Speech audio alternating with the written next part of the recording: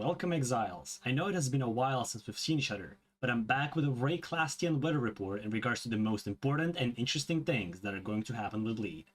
Don't mind the brag around, it's one of our correspondents running around Rayclast and collecting the most fresh Bleed and glad news just for you.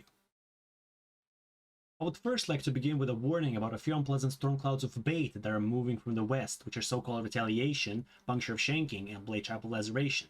These clouds may not seem particularly dangerous, but the dense masses of tiers of gamers hidden inside will pour down on anyone who is unfortunate enough to end up interacting with them.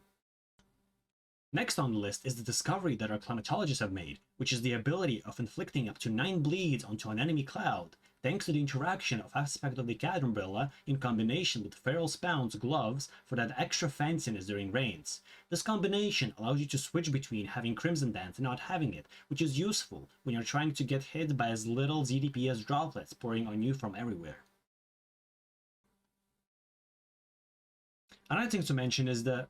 Oh, I'm receiving terrible news that just happened. Known storm chaser Bleedbo Glad has died in one of his recent expeditions. F in the chat for the legend, we will never forget your contribution to Bleedtomology.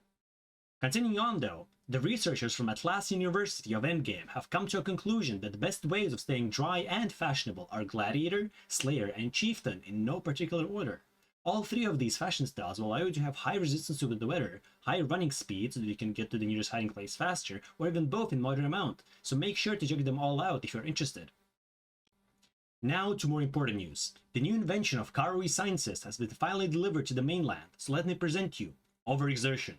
Your ideal friend if you're someone who likes to remove all the wetness from your clothes in one swift movement, while benefiting those who aren't lazy to move their hands and work extra to collect all the water. Make sure to check it out at www.gladiatorissstier.com and order it today. To all of that, our information gathering crew has collected all the types of umbrellas that will perform the best during any stormy weather or Rayclass while matching your bright red fashion style. Those are Sunder, Earthquake, both versions of Lacerate, Bonchar of Complex Trauma, Reeve, Bladestorm, Ground Slam of Earthshaking, and most importantly, Perforate of Bloodshed, which has an unusual touch to it, but I'd recommend keeping a close eye on it due to its high potential for successful show-off. I don't know what about you guys, but considering how stormy is current weather season, I'm going for something known and consistent, which has only been improved with the new design additions to the style and efficiency, which is a Gladiator style with Sunder Umbrella. I'll try to post vlogs from my adventures in Rayclass while gorgeously and exquisitely flexing on the deadly weather of the most distant places of the in-game storms. That's all from me. It was your caster, UmeChrono, and remember, not every dance is crimson, because some dances move in their own.